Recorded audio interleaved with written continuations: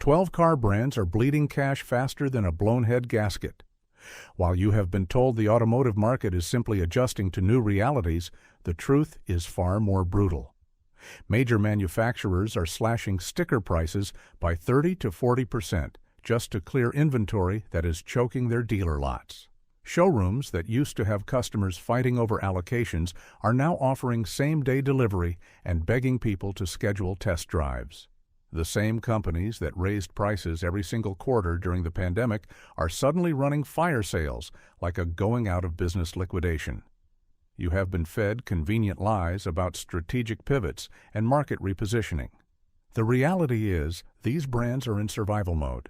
In this video, I am breaking down exactly which 12 brands are collapsing hardest in 2026, why their desperate discounting will not save them, and what this means if you are thinking about buying or trading in.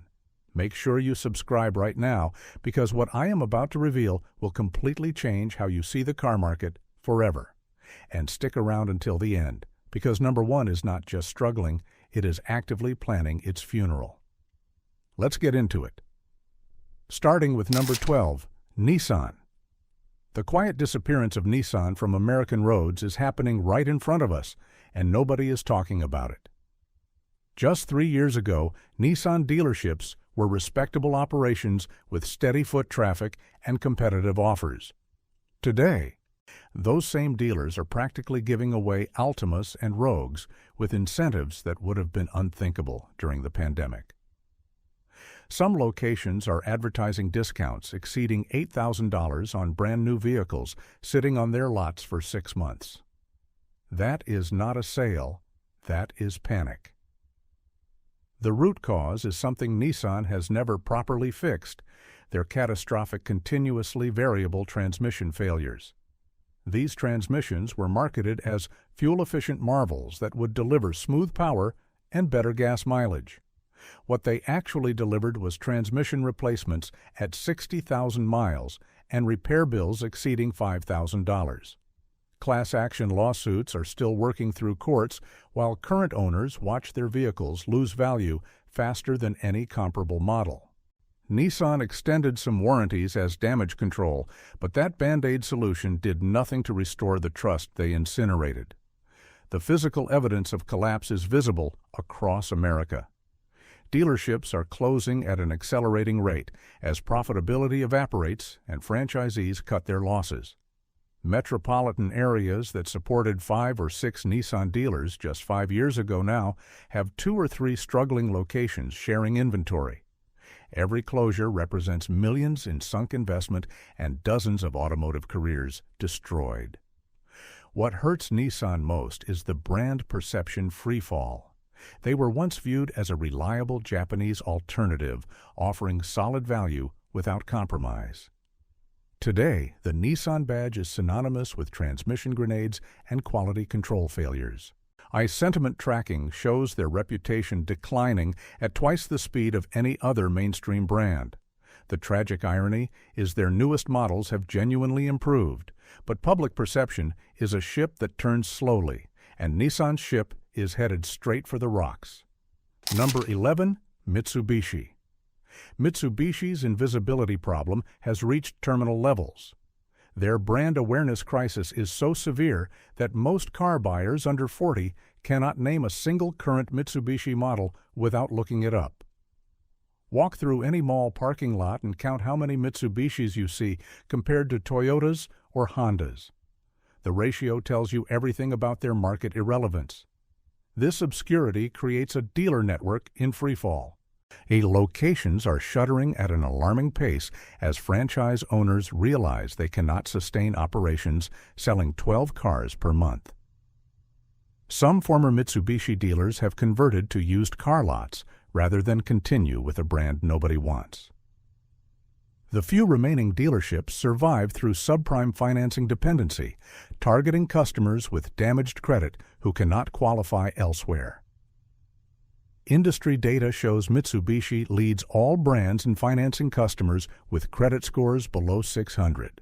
They are not selling cars based on merit. They are selling payment plans to desperate buyers.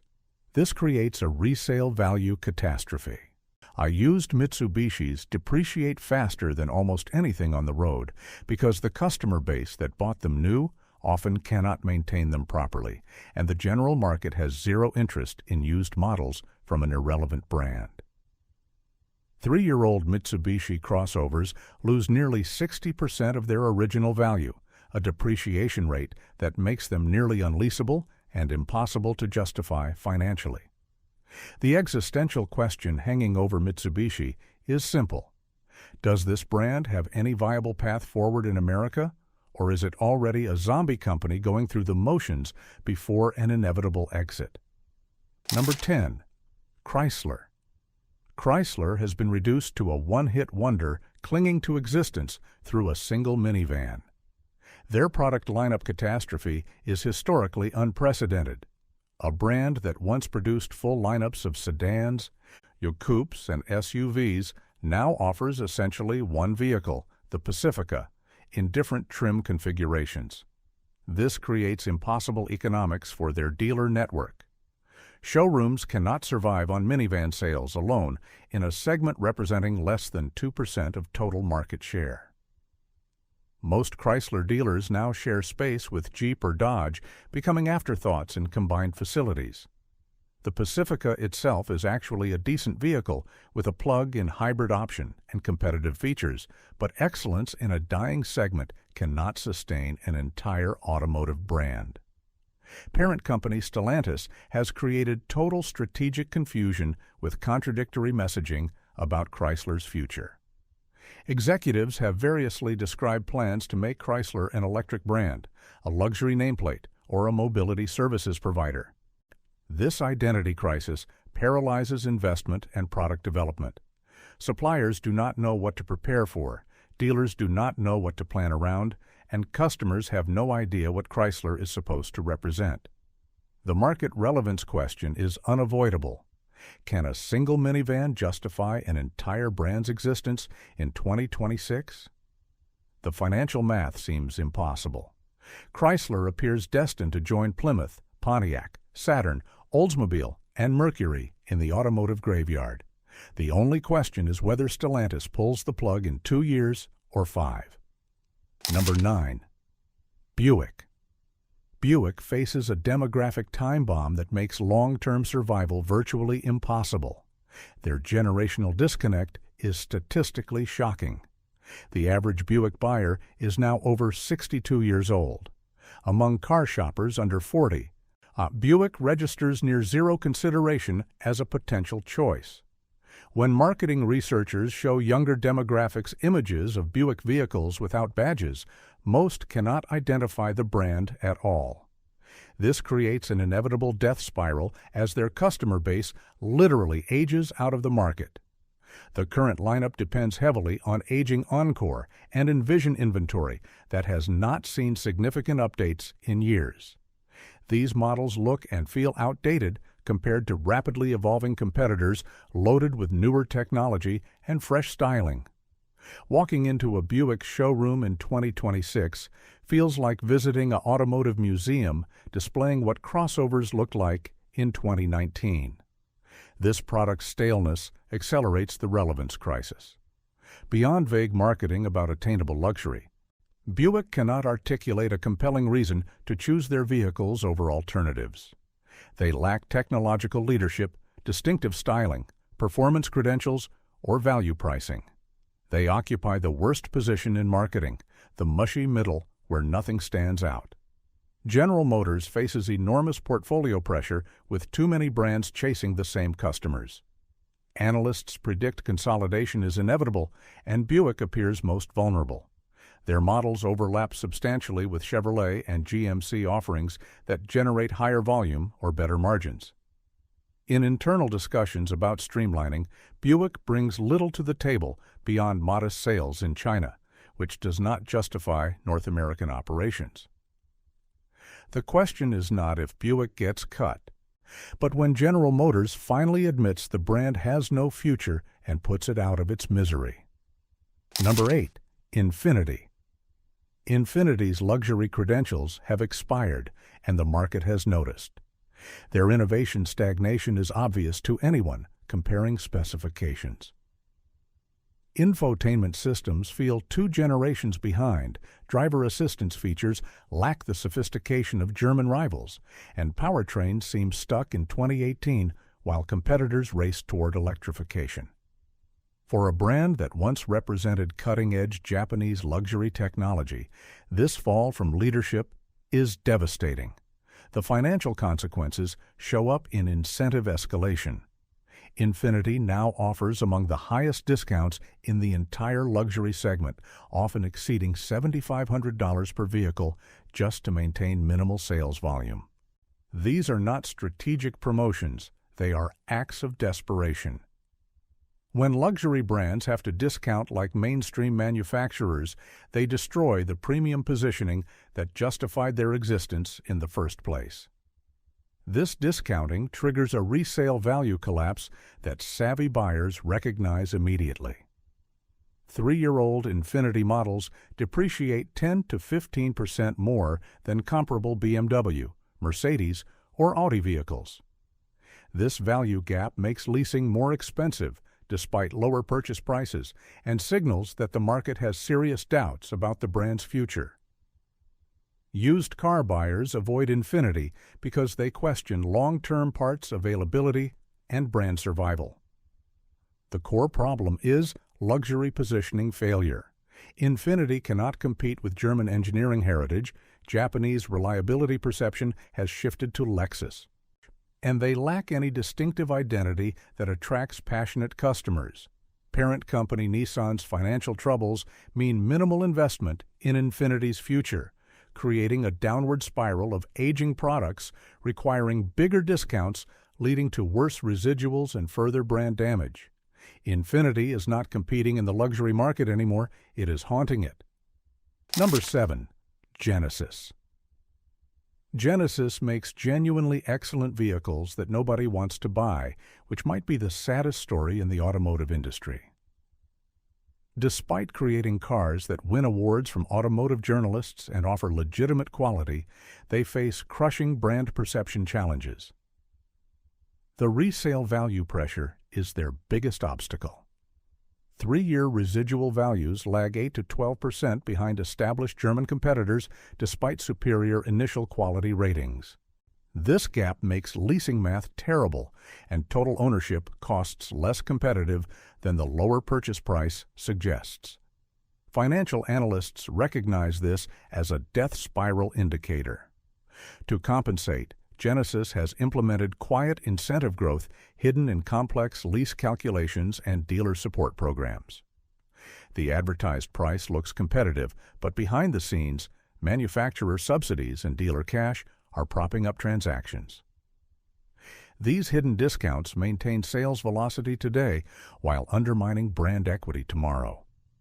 A luxury brand that needs constant financial assistance is not really a luxury brand.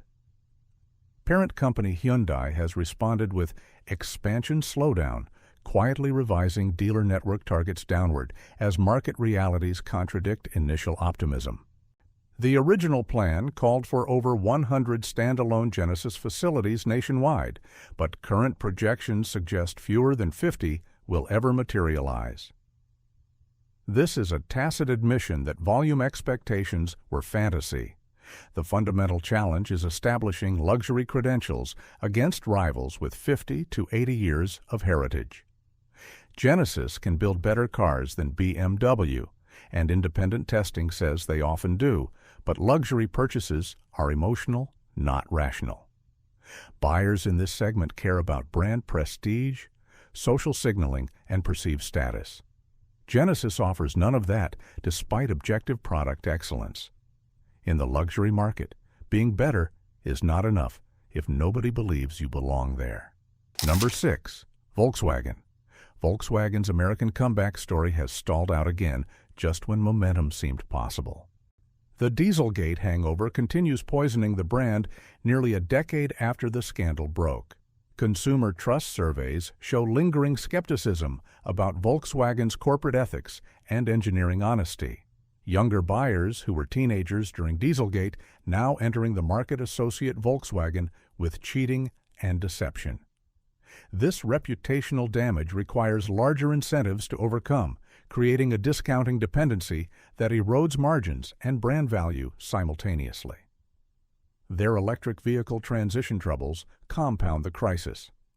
The ID series was supposed to establish Volkswagen as an electrification leader, but software development disasters have created delays and frustrated early adopters.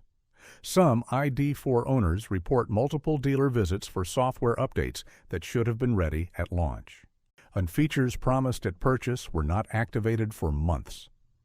This incompetence in the electric transition is inexcusable for a company that positions itself as an engineering leader. Competitive pressure is forcing dealer price slashing across the lineup. Models like Tiguan and Atlas that once commanded slight premiums for European engineering now require thousands in incentives to move. This discount dependency signals that Volkswagen's value proposition has collapsed. Buyers can get Japanese reliability or Korean features and warranties for less money, leaving Volkswagen with no compelling advantage.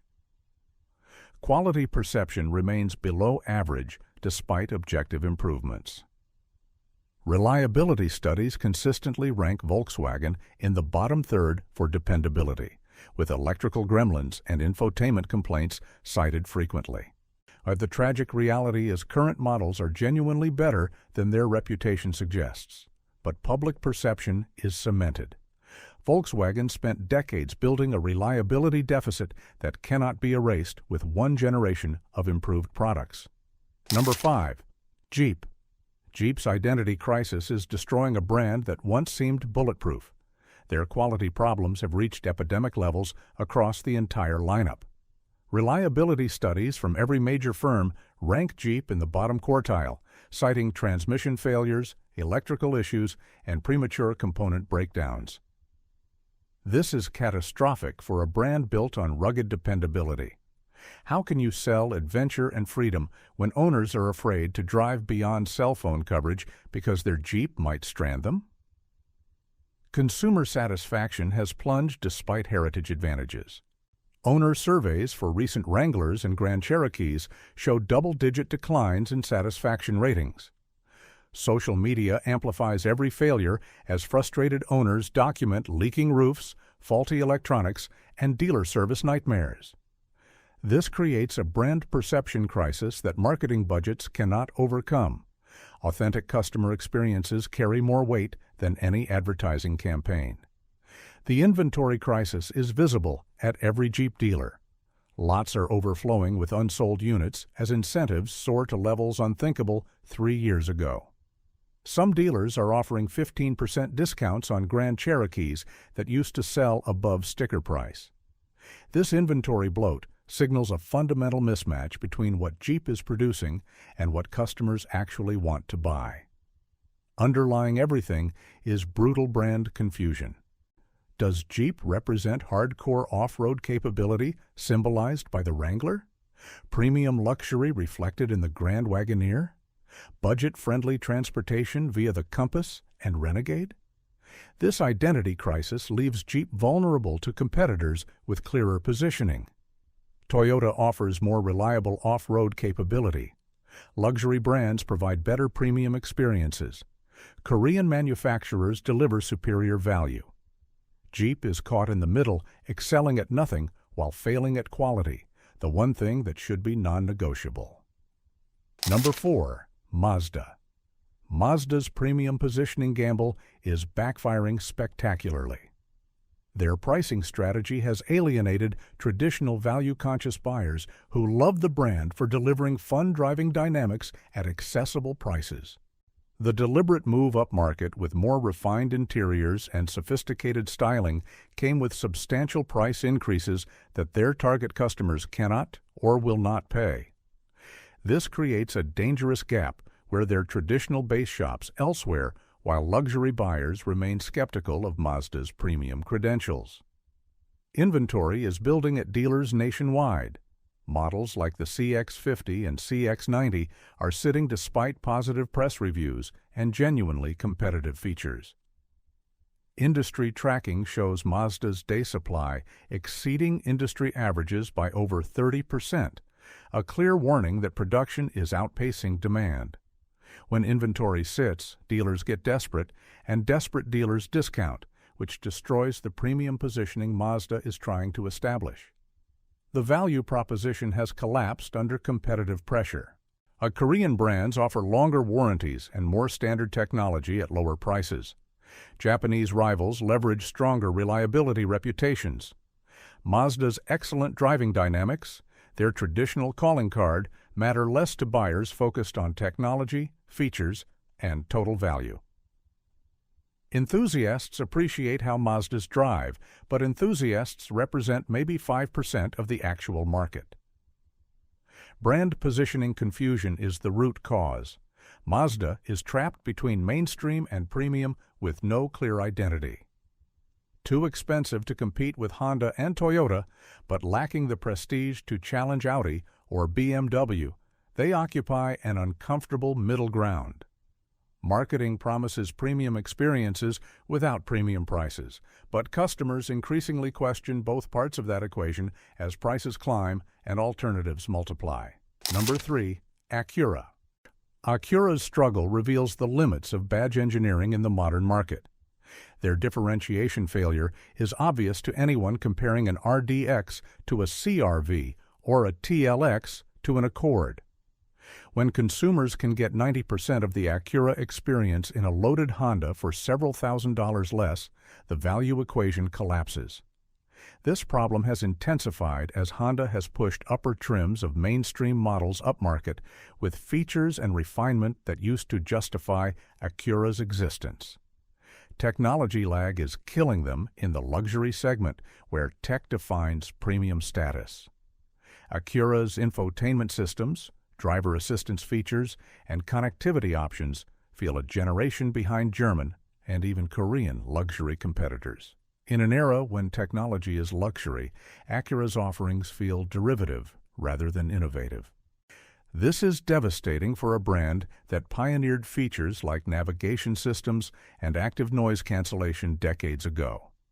Financial pressure shows in incentive creep across the lineup. Models that used to sell near MSRP now require thousands in manufacturer and dealer discounts to move. Average incentive spending has increased over 30% in 3 years, signaling weakening demand and eroding pricing power. These discounts help sales volume in the short term while destroying brand equity long term. The fundamental issue is brand identity crisis, unclear positioning between Honda reliability and genuine luxury experiences. Early Acuras, like the original Legend and NSX, had distinctive engineering that justified their premium. Today's lineup lacks that differentiation. Caught between mainstream Japanese efficiency and authentic luxury, Acura occupies an increasingly untenable middle ground that satisfies neither value shoppers seeking Honda reliability at Honda prices nor luxury buyers wanting genuine prestige and technology leadership. Number 2. Ford. Ford's quality control crisis is reaching levels that threaten the entire brand despite truck dominance. The recall epidemic would be headline news if it happened all at once, but a steady stream of electrical failures, transmission issues, and component defects is slowly destroying consumer confidence. The Bronco, meant to be a triumphant return to an iconic nameplate, has been plagued by roof problems and production delays. The Mach-E has faced software glitches and charging issues. So even the F-150 Lightning had battery concerns in early production. These failures add up in consumer perception. The F-150 inventory crisis is particularly alarming. America's best-selling vehicle for over 4 decades is sitting on dealer lots in unprecedented numbers. Some dealers report 4 to 5 months of F-150 inventory, an eternity in the truck business, and a clear signal of softening demand. This inventory bloat is forcing price cuts on a vehicle that used to command premiums. Dealers are offering steep discounts on non-hybrid trims that customers are rejecting in favor of more efficient powertrains Ford did not build enough of. This production mismatch reveals a company badly misjudging market demand. Price reductions cannot hide underlying quality problems that are denting long-term brand loyalty. Customer satisfaction scores are declining across Ford's lineup as reliability concerns mount. Owners who previously would have automatically bought another Ford are cross-shopping Toyota, Honda, and even Korean alternatives. This loyalty erosion is existential for a company built on repeat customers and multi-generational brand allegiance. Once that trust breaks, decades of marketing cannot rebuild it. Quality has to be job one again, but Ford seems to have forgotten that lesson.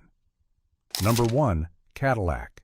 Cadillac's all-in-electric gamble is the riskiest bet in the entire automotive industry and might determine whether America's most iconic luxury brand survives to see 2030. The Lyric production disaster destroyed crucial early momentum in the electric space. While competitors established market positions, the Cadillac's heavily marketed electric flagship faced delay after delay and trickle deliveries that squandered early adopter enthusiasm. Media attention that could have repositioned Cadillac as a technology leader was wasted on a vehicle customers could not actually buy. Dealer confusion is creating franchise terminations. Showrooms invested millions in facility upgrades for electric vehicles based on corporate promises, then waited months for inventory that never arrived. This disconnect between marketing hype and delivery reality has destroyed trust between Cadillac and its dealer network. Some franchisees are walking away rather than make additional required investments in a brand they no longer believe in. Customer skepticism among traditional Cadillac loyalists is the most dangerous problem. Research shows fewer than 30% of current Cadillac owners want an electric vehicle as their next purchase. The customers who supported Cadillac through decades of struggles are precisely the demographic most resistant to electrification. They want V8 engines and traditional luxury, not battery packs and one-pedal driving. This creates a catastrophic dilemma. Brand transformation risk is existential. Unlike European rivals balancing electric transitions with continued combustion offerings, Cadillac committed to full electrification on an accelerated timeline. This all-in approach creates massive vulnerability. If charging infrastructure, battery technology, or electric adoption rates fail to meet projections, Cadillac has no fallback plan. They are betting the entire brand on a future that might not arrive on their timeline. For America's oldest luxury nameplate, the stakes could not be higher. This is not a calculated risk. It is a Hail Mary pass with the franchise on the line. So there you have it. 12 car brands that went from market leaders to clearance rack disasters fighting for survival. What this really shows is that the old rules no longer apply. Brand loyalty is dead. Quality matters more than marketing promises. Once consumer trust is broken, no amount of discounting can buy it back. The tragic irony is many of these brands still build decent vehicles, but they have lost the only thing that truly matters in the modern market: relevance. Customers have moved on mentally even if the brands have not admitted it yet. Which brand shocked you most? Drop your thoughts in the comments. I smash that like button so more people see what is really happening behind the marketing spin. And subscribe because the automotive collapse is accelerating and you need to see what is coming next. The carnage has only just begun.